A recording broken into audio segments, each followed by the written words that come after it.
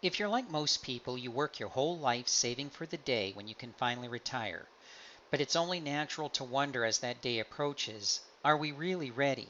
Is there anything that we're missing? Well, fortunately, there are a lot of people who have gone before us, and if we're willing and open, there are a couple of key ideas we can take away from them. First, sequence of return risk is a real thing, and you need to have a plan that accounts for it to be truly retirement ready.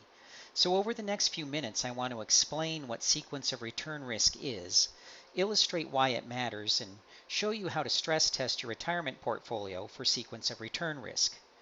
Stress testing your current portfolio and looking at the results will help you to see what, if anything, you need to do over the next 8 to 12 months to shore up any shortcomings.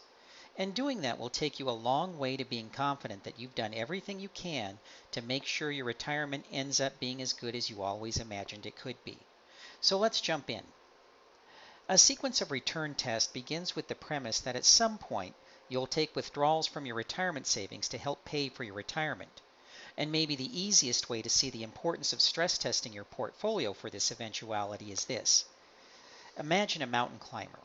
Now it seems obvious, but what is the goal of a mountain climber? To make it up the mountain, right?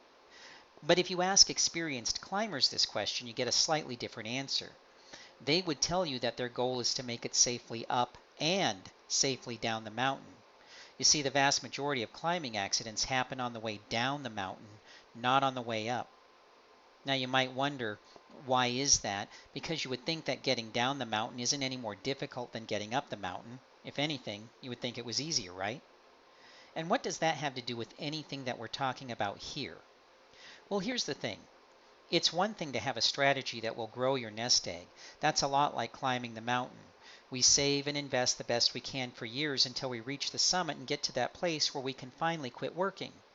And we assume that getting up the mountain was the hard part, and that getting down the retirement mountain, which means staying retired without giving up our lifestyle or going back to work, isn't going to be any harder or any different than the climb up. If anything, it's going to be easier.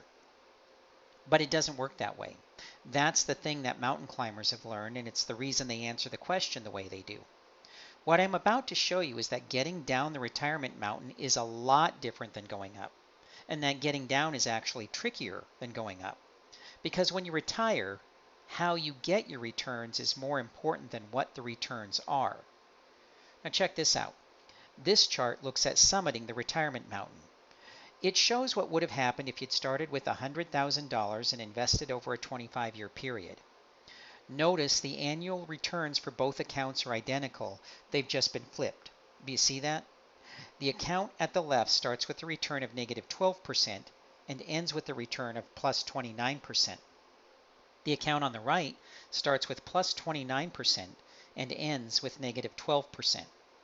Both accounts average 8% growth, they just have two different paths by which they get there. But either way, that's a pretty good market. And 8% is about what the S&P 500 has averaged over the past 100 years. Now what do you notice when you look at the ending balances? They're the same. It turns out that the key to success in summiting the retirement mountain is perseverance, continuing to save and invest year after year. But look what happens when you add withdrawals from a portfolio. These are the same scenarios from the previous example. And to keep it apples to apples, the withdrawals on both sides are an identical 5% withdrawal. But look at the outcomes. They couldn't be more different. If the blue chart represents summiting the retirement mountain, the red chart represents coming down the retirement mountain. Now notice how some people made it up and made it back down with no problem. But some of the people who made it up didn't make it down. Why is that? Well, two words: untimely withdrawals. Many investors were taught that storm clouds were downturns in the market, and because they were taught that, they have a mentality that if you ride it out, be persistent, the markets will bounce back. You just need to stick to your positive long-term outlook about the future. But the red chart makes it super clear. The storm clouds aren't down years, thinking that can get you killed. There are the same number of down years in the exact same order on the blue chart. The storm clouds are withdrawals. Withdrawing your money during dips in the market will absolutely kill your chances of staying retired. That's what sequence of return risk is. It's not the risk of your average rate of return not living up to expectations. It's not the risk that you're withdrawing too much. It's the risk that how you get your returns, the sequence of returns, will fall unfavorably, forcing you to consider going back to work. Now, does this actually happen in real life? Well, see for yourself. This happened to real people who retired in 2000 and 2001.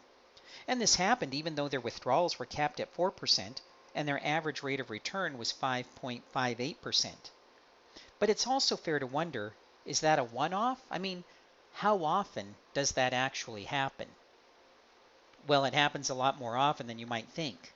Look at the Dow Jones from 1906 to the present. There are as many unfavorable as favorable sequences of returns during those 100 plus years. And if you had to guess, do you think that we're in for another 10 years of good and favorable markets?